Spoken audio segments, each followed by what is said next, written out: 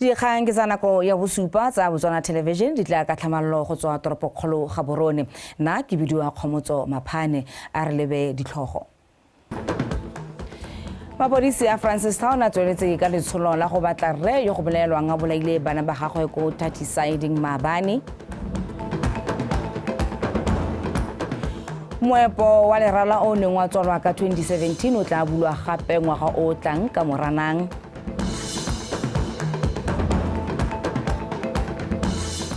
Mo go tsa metshameko mafatshe a mono ka kgaisano ya table tennis a galeletsa ka fa ba amogetsweng ka teng.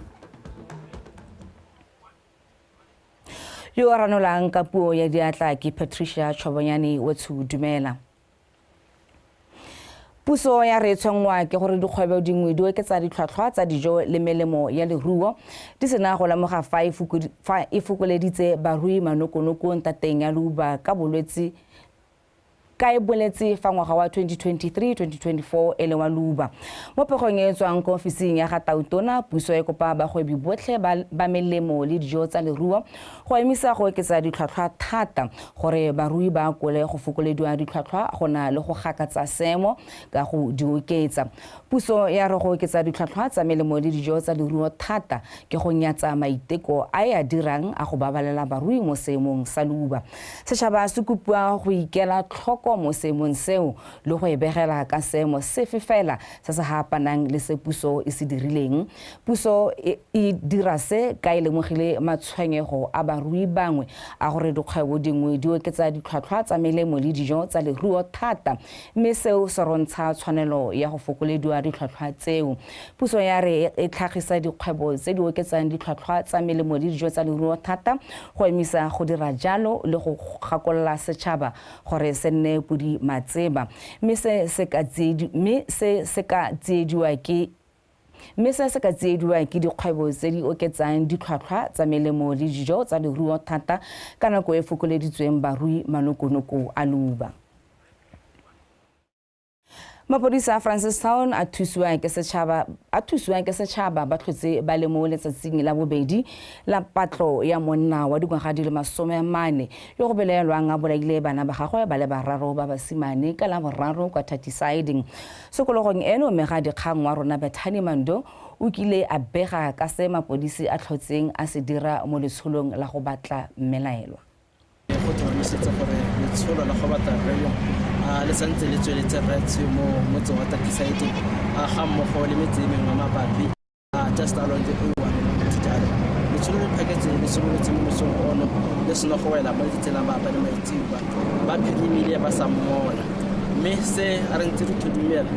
ba tlhalosa jalo gore kana mo nako ya gompieno sengwe se ile gore maabane ga ba motho ka re ba phatalala ba ne ba kgonna go ka bona sekipara se se sweu se na le stains of blood go gore ke sone se go teng o dile mo lapeng a se apere ga mmogo le thipa e go beletsegang le yone e dirisitseng jalo go ka bona bana ba gagwe a ithabile mo sethareng, mme mo moso wa gompieno ba tlhalosa gore ba bone mothalo wa gagwe o le mosa go le mo dipolaseng tse gore di dikilogile jalo motse wa Tattisiding, mme sengwe se ba se bone ba kgone go ka bona diphi tse go belega le tsa ntlo, mme mothalo wa gagwe o santse le mosa, mme hela yana ba tlhalosa gore go santse go le thata go ka thomamisa gore ba ka mmatela go kae, mme hela ba kgaogantse jalo dithotwana tsa bone di le nne jalo gore ba bangwe ba tsene mo motse wa Tattisiding, ba bangwe ba ye ko boditadi, ba bangwe ba ye ko bopate ya matebele jalo go tsweledisa letsholo la bone. Se ba se tlhalosang gore se se dirang gore go nne thata le go eketsa gore yana o setse o gata ka lenao ebile o dirisa gore o gata ka menwana yana ga go wa fetoga o gata ka direte, seo e be se dira gore yana letsholo la bone le nne thata le go heta. Mo nakong eno ke buisana le mookamela mapodisi a District Number 1 Assistant Commissioner Paul Molapisi go utlwa gore ba tlhotse ba kgonne eng ka patlo ya mmelaelwa yo. Assistant Commissioner Molapisi ra go amogela mo Botswana Tonight, ke re kopa o re tsenye mo dinakong ra. Dumela maitso mo BTV le Batswana ka kakaretso. Ne re kopa o re be mo dinakong gore mo letsatsing la gompieno le kgonne eng le tlhotse le tsamaile jang mo letsholong la lona. Letsholo le tsweletse re tsweletse ka letsholo, re na le kgosi, re na le batho ba motse le tikologo ya Tattisiding e be re nna le mapodisi ka o harologana ka makalana a bone le ba sefofane sa thomo tota mme re tsweletse re tlhantsentse re bata re yo re mmatanyo mme tatsi eno re tsamaile ga re ise re moni ga re ise re kopane le ene mme mothala one o ntse o teng go supa gore re tsamaile ko kae re batle go itse gone gore ka yana le utlwaletse gore mothala wa re le ka tsamela kae le tsonela jang mo letsatsing la ka moso kana kgotsa le santse le tsweletse le mo phirimaneng ya gompieno re ntse re tsweletse maka mo phirimaneng ya gompieno mme le ka moso taba re ntse re tswelela ka gore mothala wa rona o ganelela ka go dipolaseng tsa bo Chamagora ke gone gore taba re ntse re tsamate re ganelela teng re ya go leboga inspector mo na tara go leboga assistant commissioner mo lapisi mo nakong ya gompieno ke dumela jalo gore o tla tswelela o re tsenya mo dinakong mme bile re sologela jalo gore ka re lo itse ka bonoko pila gore e sekgale tle be re setse le bone ene mmelelo yo ke a leboga maitso mme ne ke kopa batswana gore le bone ba nne pudi matseba ga ba ka kopana le ene ba tsolele gore le bone ba nne bothale ga ba kopana le ene ka gore o ka tswa a na le borai mo go bone ke a leboga ra leboga assistant commissioner ha re tswalla ka tse dingwe re sa le fo Makastrata wa Francistown mme game mo ketsi o amogetse kopo ya bosekisi ya gore melelwa mo polaong ya bana ba babedi kwa Francistown o Nangoni Salati a tswelele a emetse kgang ya gagwe a le mo kgolegelong melelwa Salati o lebisitswe melato e mebedi ya go bola bana ba gagwe kgwedi eno e tlhola ga rataro gone ko Mmanaka ko Francistown ke di bonyele kana ke le Bethani Mando Kapego fa bala mabaka a gore ke eng Salati a sa tshwanelwa go emela tsheko a le kwa ntle ga kgolegelo ba bosekisi ba tlhaloseditse lekgotla fa dithothomiso tsa tsheko ya gagwe tsa dipelelo tsa go bolaya bana di santse di le dišwa mothothomisi wa kgang e detective constable ke sutegile Monane o tlhaloseditse lekgotla fa Salati a sa ikanyege ka go ka boela gape mo kgoteng ya ditsheko fa a ka thokwa ka jana e rile a sena go dira molato o wa o lebisitswe o na nwa phefo malatsi a ka nna mararo a sa bonwe ebile a nna mo sekgweng mo godimo ga mo o lebisitswe molato wa go rela lefelo le a na sa tshwanela go le ralala kwa motseng wa Makuta ebile kgang ya gagwe e tshwerwe ke mapodisi a Totome kwa le gone a neng a seka bua maina a gagwe a nnete ka e kaila bidiwa go faone mosole mabaka a mangwe ke gore mmelaelwa o ka kgoreletsa bosupi ka jana fa ka gololwa o ka boela gape kwa go mmagwe bana ba lebisitswe molato wa go ba bolaya ka ba ne ba nna mmogo detective Monane o ne gape a tlhalosetsa lekgotla gore setšhaba se santse se shakgetse ka jana letsholo la go mmata le ikanne gore fa ka wela mo diateng tsa lone ba tla mo lobela dintsi morago ga go utlwa kopo ya babusekisi Makastrata game mo ketsi o na dumelana le gore mmelaela a tswelele a letetse tsheko a le mo kgolegelong mme o tla itshupa gape fa pele ga lekgotla kgwedi e tang e hera bobedi Bethany Mando BTV News Francistown e re dikgang di emejalo tse di monate go tswa maung tsa re borukhutlhi kwa kgaolong ya maung bo fokotsegile ka malatsi a boitapoloso a ga Tautona monongwaga fa go tshwantshangwa le ngogola mo kamela mapodisi a maung Superintendent Dennis Zilawe a re monongwaga mapodisi a amogetse dikgang tsa borukhutlhi di le 56 fa a tshwantshanya le tse di 77 tsa ngogola o bile seo a le kodisa babega dikgang ko maung Maretha Kaisara Kapego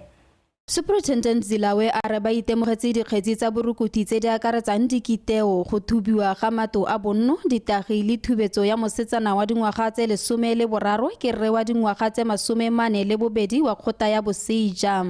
re gatisitse di house breaking di le pedi ngwaga oneo le last year ne re ntse re gatisitse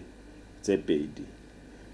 di go thubiwa ga dishopo le go nne ra gatisa case ipe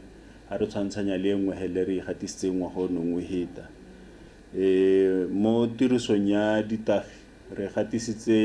dikgang di le pedi tse re tshwereng bangwe ka sethatsana se re bilaelang le motokwane fa mo gongwe re bilaela e le methcatnon e itsegeng thata ka leina la katse. Diteo re gatisitse di le 9 ha re tshwantshanya le tse 16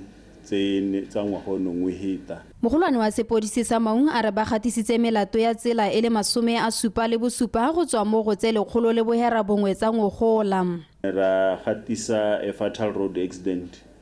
e diragetseng ka di 14 ke yone e leng gore ne ra e gatisa mo tsileng ya Shorobe motho a le mongwe hela ona latlhegelwa ke botshelo. Otherwise mo go tse dingwe re tshwere bakgweetsi ba ba neng ba taboga ka lebelo le le hetileng ba le 24, ba ba neng ba kgweetsa ba itshietse ba le 4, ba neng ba sa ipanta ba le 30, fa ba neng ba kgweetsa ba sena ditankana ba le 15. Ra be re tshwara le dikoloi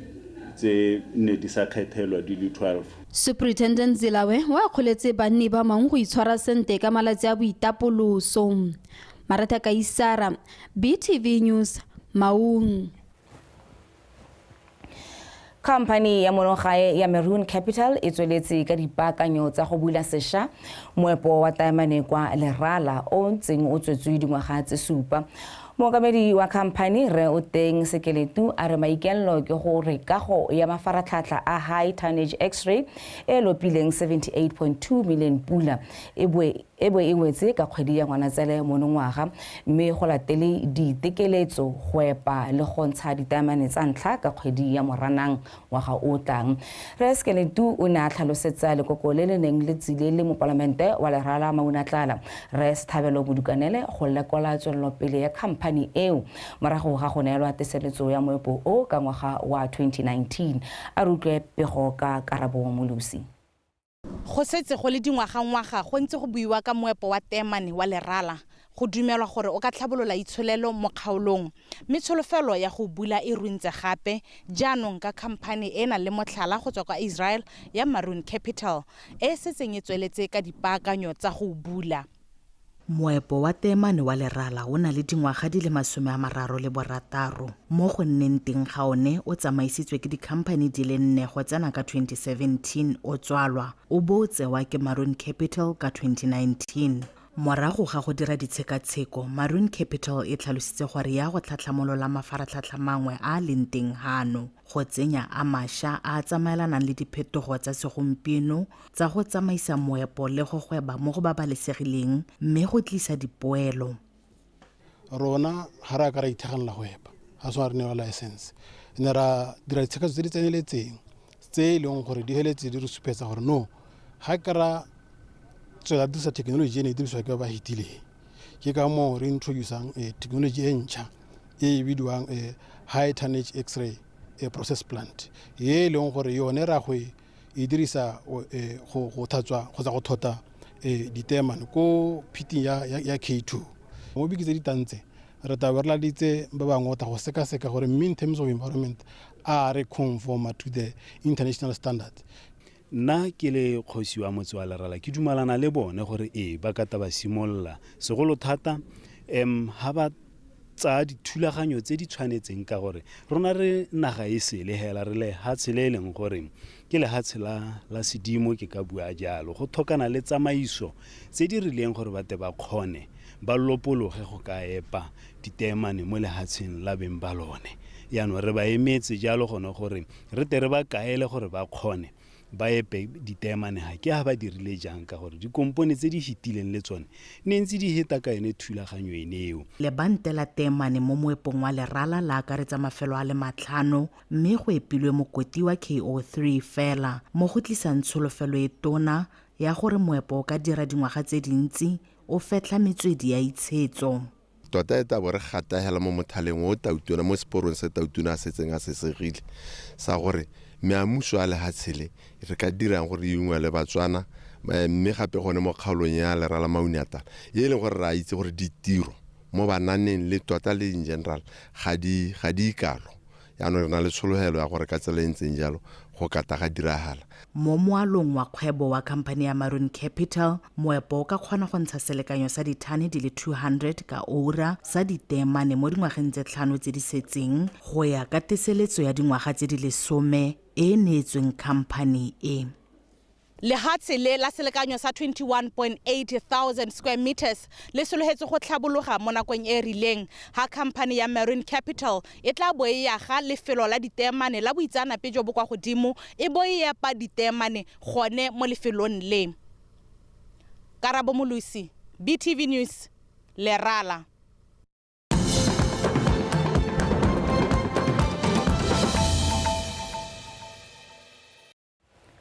Ra tswela ka dikgang tsa Botswana Television tsa nako ya bosupa.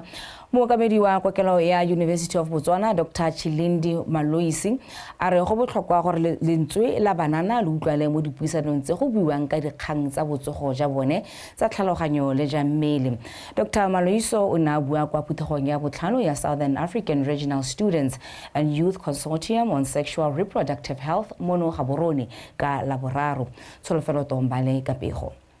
Lekgotla la Students and Youth Working on Reproductive Health Action Team, SAYWAT, go tswa lefatsheng la Zimbabwe le le itlamileng go bopa banana le dikokomane tse di nonofileng ebile di itekanetse le ntse le tshegetsa diphuthego tsa banana mo kgaolong ya borwa jwa Aforika go itebaganya le dikgang tsa boitekanelo mo go tsa tlhakanelodikobo mo mafatsheng ka go farologana go akaretsa le lefatshe leno ka maiteko a go fa banana sebaka sa go nna le seabe mo ditshwetsong tse di tsewang tebang le boitekanelo jwa bone. The youth, as they say, that anything you do for batho ba re sengwe le sengwe se o se direlang banana o se ba rerise gantsi se helela se nna kgatlhanong le bone ka jalo o tlhoka go nna le lentswe le le nonofileng la banana fa e le gore o bua ka mathata a bone ga re batle gore ba nne fela batho ba ba bonang se se diragalang le go nna bareki fela re batle gore ba nne le seabe go lemoga mathata le go lemoga makoa go thusa go bona tharabololo. Building to the solutions. We will be having different people, members of parliament, who will come and who will deliberate on issues that would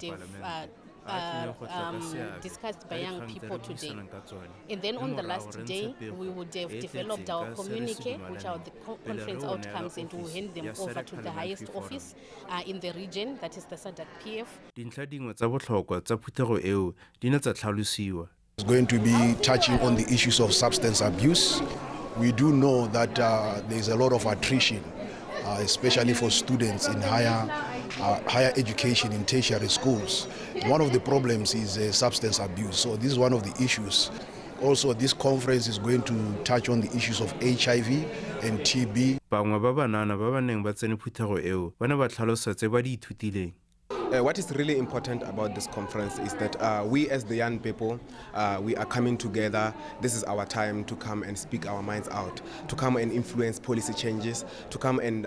advise our leaders on what the youth really needs, what the youth really wants. This event, you know, people are doing different things in their different countries. So now when we meet and we convene at a certain place and we look at the challenges that we're facing, like not just challenges, as well as the opportunities that are available for us regionally, we get to share because we are different, we're coming from different places. Phuthego eo ya malatsi a le mararo e ne e tsenwe ke batho ba ka feta 300 go tswa mo mafatsheng a le 12. Solofela Tombale, Botswana Television, Gaborone. Mo kganyeng re sa tswang go ya mogela maloko a diphathi tsa sepolotiki a kgola puso ya lefatshe la Botswana ka morero o tsweletseng wa go buisana le diphathi tsotlhe tsa sepolotiki ka molao kakanyetso wa go dineela madi le gore di ka kgaogangwa jang 34 million pula yo abetsweng diphathi tsa sepolotiki. Diphathi tse di ne di kopane ka labone mono Gaborone e le phuthego ya boraro go amogela megopolo mo phuthegong ya diphathi tsa sepolotiki mme gompieno ba ne ba amogela molao kakanyetso wa go neela madi e leng Political Party Funding Draft Bill gore ba abelane megopolo ka fa di ka kgaogangwang madi ka teng. Morero o ne o eteletswe pele ke tona wa merero ya ofisi ya Gatautona Reka Bomorwaeng yo tlhalositseng fa go le botlhokwa e bile go tshwanela go rerisa diphathi tsotlhe tsa sepolotiki pele ga molao wa kakanyetso o buisanwa ko parlamenteng. O ne a kgothatsa maloko a diphathi tsotlhe go phuthologa go amogana megopolo a re go ka nonotsha molao kakanyetso o go aga puso ya batho ka batho le go betla bokamoso jo bontle ja lefatshe la Botswana. Dipati tsa sepolotiki di dumelane fa phuthego e latelang e tla tolosa dipuisano ka go abela megopolo ka tsamaiso ya ditlhopho mme e tla tsena kgwedi ya Phatwe e hera bobedi. We've had a draft come back and we've looked into the draft and draft that thing. You know, how a label compared to what it came in as at first. It's quite improved. And I do say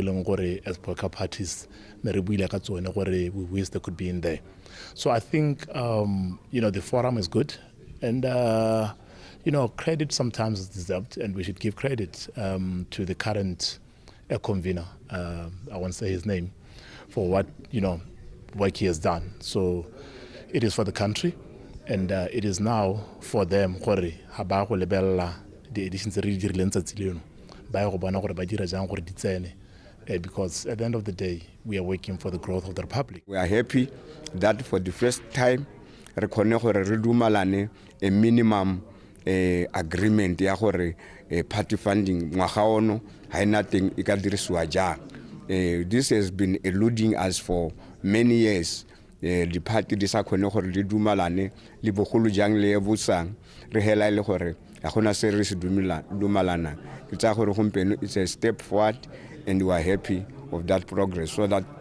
this makes us more happy ka gore all party conference ke conference ele gore it's an institution on its own. Maloba ha re ntse re kopana ba ne ba tswa ka megopolo le mo gompienong ba dule ka megopolo mme megopolo e ba tswang le ba duleng ka yone mo bileng yone ra go tla ka yone ra go tsenya megopolo a bone le bone mo teng mengwe e tla tsena e tla bona kgorana mengwe ya bone ya megopolo e tla tokahatsa megopolo e ne puso e na le yone gore re nonotshe bili gore re ha re isa ko parlamenteng morero o bontse teng se le bale gore re le Batswana re dumela mo therisanong le mo neelanong le mo go buisanyeng le mo go neelaneng mabaka le gore ntwa kgolo ke a molomo ke sone se leng gore all party conferences e se lebile.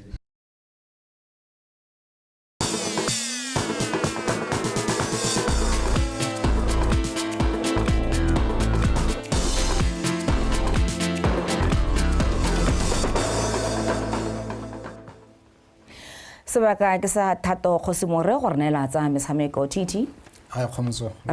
rahano ha iso hetele ka ko notwane tennis court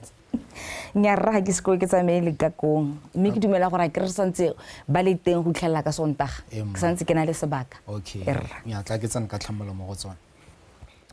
tsa metshameko tsa Botswana tonight tla go gona ka Thato Kgosimore Mothetso madume pego e kwa setlhoeng modula stilo wa komiti ya khaisanyo ya Selbe Phiko Softball Extravaganza o eme moropisi a re bana le megopolo ya go tlhabolola le go godisa khaisanyo eo mo nakong e tlang. Khaisanyo eo ya sa tswang go ya bokhutlong e neng e tshwerwe ka malaitsi a boitapoloso a ga Tautona go belela fa e tsamaile ka thelelo go lebile dipelo tse di dirilweng ke dikgwebo madi a amogetsweng ke ditlhopha tse di neng di phadisana go tlisa boitumelo le kgolo mo motshamekong wa softball mo lefatsheng leno le go anamela kwa ntle. Karabo Molusi ka pego. Khaisano ya malatsi a mararo e nengwe kile matshwititshwiti a babogedi bagwebi le batshameki kwa mabaleng a makhubu morago ga go retle bokhutlong komiti e neng e rulaganyetsa e rotse pego ka tse di kgonneng le megopolo e mesha go ya pele. On the 10th of January the team go tswa South Africa le Zimbabwe then it's already now gets the number team that also this year okay fine there is some competitive teams still ring go di go mpego re re letse ba ba golwane gongwe le bana ba te ba itseng mo go bone ntse ba tshameka because they are the legends of this game, so that's why ra ba laletsa as masters as the kind of somewhat to a celebration our 15 years but also entertainment. Komiti e nangotse megopolo ya tebelopele ya kgaisano jaaka go aga mabala a tlhabolotsweng le go dira kgaisano ya batshameki ba dingwaga tse di kwa tlase ga mmogo le go ya tolosetsa kwa mafelong a mangwe. Yaanong maikelo a rona re le ba Selbe Phiko Softball Extravaganza ke gore re nne le an international tournament e le gore ngwa re tebe re na le di-team tse 4 mo Botswana a ke re 4 mo Southern Africa re be re tsaya tse dikonte ko bo Asia gongwe di ka tshwara 4 le tsone di be di to go tshameka se di Pico Sobolo Extravaganza mme yone maikelo ya rona ke gore e be nna mo di international holidays tsa bo Christmas. Moropisi o tlhalositse gore mo nakong e sa fediseng pelo ba tla rola pego ya madi a kgaisano eo ya 15 ya tsentseng mo itsholelong ya toropo ya Silebe Phikwe. Karabo Molosi, BTV Sport, Silebe Phikwe. Mo kgaisanyong e tsweletseng ya Tennis Davis Cup Africa Group 5 motshameko wa monogae Maknawa o sa tswa go fenya motshameko wa gagwe wa bobedi ka tatelano jaaka na fapa motshameki wa kwa Lesotho Bishop Mosebi ka disete tse 2-1 kwa mabaleng a notwane. Nawa o gapile sete ya ntlha motlhofo ka 6-1 fela Mosebi a tla tokafaditse tshameko mo seteng ya bobedi go ya go phamola ka 6-3 le fa go ntse jalo Nawa se ka kgobega marapo a lwa ka tsotlhe go gapa ya boraro ka 6-4 go fenya motshameko ka 6-1 3-6 6-4. Maabane Nawa o fentse motshameko wa gagwe wa ntlha 2-1 kgatlhanong le motshameki wa Libya Ahmed Mohan. Ntse le mo kgaisanyong ya tsweletseng ya Davis Cup motshameki yo mongwe wa monogae Denzel Setso o fentse motshameko wa bobedi a fenya motshameki wa kwa Lesotho Mpholeshole ka sete tse 2 tsa 6-4 6-4. Setso o simolotse motshameko o ka mashetla morago go fenya motshameko wa ntlha motlhofo maabane a fenya motshameki wa kwa Libya Mohamed El Jamal ka sete tse 2 tsa 6-6. Re sa le 4 mo motshamekong o sa tswang go wela wa borre wa di-doubles batshameki ba monogae ba Tsumi Marobela le Tsholofelo Tsiang ba fentse batshameki ba Lesotho Mpholeshole le Bishop Mosebi ka sete tse 2-1 bobedi jo bo simolotse motshameko ka mashetla mme ba tshwarelela fela jalo go fitlhela motshameko o ya go wela. Lefatshe leno le golagantswe le Libya, Madagascar le Lesotho mo Pool C.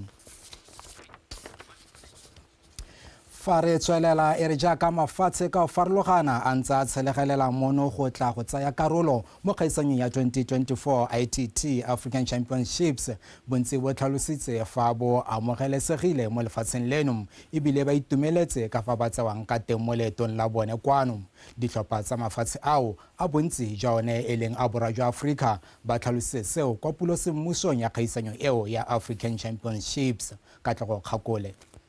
Theo Bukes yo e leng mogolwane wa tlhabololo motshameko wa table tennis kwa lekgotleng la Namibian Table Tennis Association o tlhalositse fa lekgotla la Botswana Table Tennis Association le dirile go tlala ka diatla mo go godiseng motshameko o mme maikaelelo a bone e le go tla go ithuta go le gontsi mo go bone segolo jang go tlhabolola motshameko o. Since we are neighbors, we have a very close relationship with the Botswana Table Tennis Association. Re baagisanye le lefatshe la Botswana mme ebile mo go tsa metshameko re ditsala re nna re bua le ba lekgotla la Botswana Table Tennis Association ka dikgwetlho tsa motshameko wa table tennis mo borwa jwa Aforika le gore re ka dirisana mmogo jang go tlhabolola mo kgaolong yotlhe ya borwa jwa Aforika. The future is bright in the southern region with Botswana leading the way with the development efforts. Le bone ba tlhalositse fa ile lekgetho la bobedi ba tla go phadisana mo lefatsheng leno mme ba itumelela lorato le ba lefiwang ke lefatshe leno ka nako tsotlhe fa ba le kwano. The hospitality,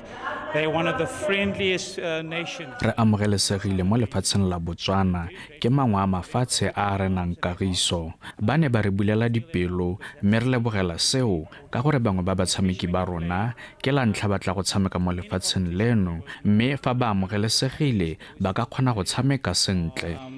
Nervous. Came on Sunday afternoon. Re gorogile ka Sontaga mo lefatsheng la Botswana mme re ne ra amogelesega boroko re bo itumeletse fela thata mme re itumelela le lefatshe leno gore le bo le kgonne go tshegetsa kgaisano e.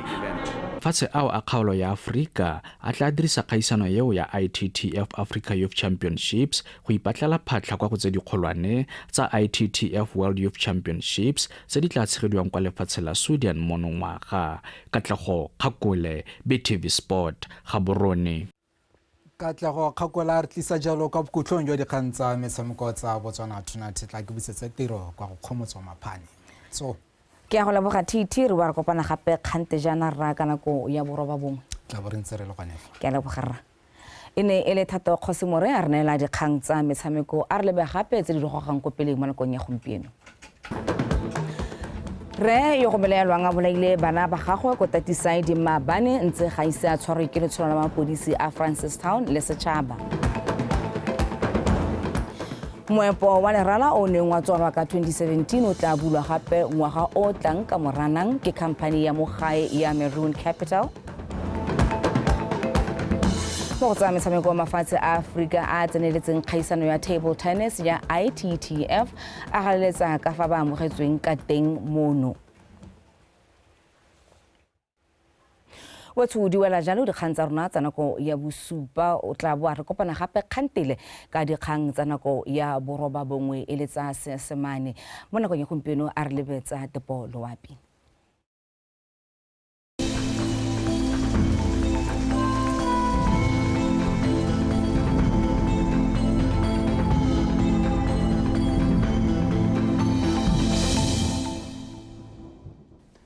Letsu madume amogela se mosola pele sediwa ke Samuel Ramotonto sontse sola pisana kwa gompieno supa go apogile lefatshe leno ka bophara le mola ka moso go tapoga mafelong ka bontsi a lefatshe leno go nteng mafelong mangwe a dikgalo tsa Nkgabe Kgalagadi le Borwa go ile gore go se re bona le dibata tsa maru mo moso go tsa sena tsa botsididi sa borataro ko Mau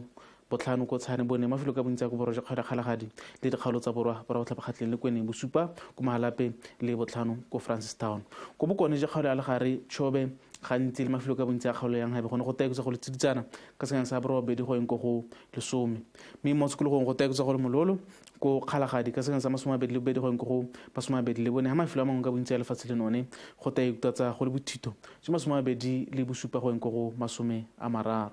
mme fa re bella ka tsatsi la matlhatso le tsatsi la tshipi mafelo ka bontsi a dikgalo tsa Borwa ba go tlhabakgatleng le kwene go ta bonala dibatsamaro go le bothito mo sekolong mo mafelong ka bontsi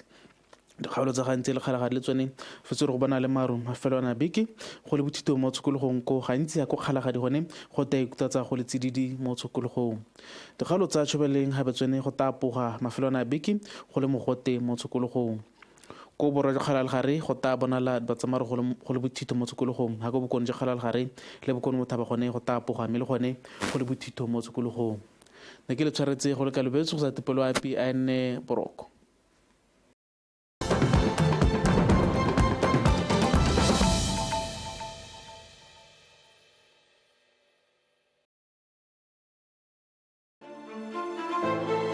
Policies, procedures, rules, and regulations. What would the world be like without them? Every organization needs policies and procedures to operate in utmost efficiency and effectiveness.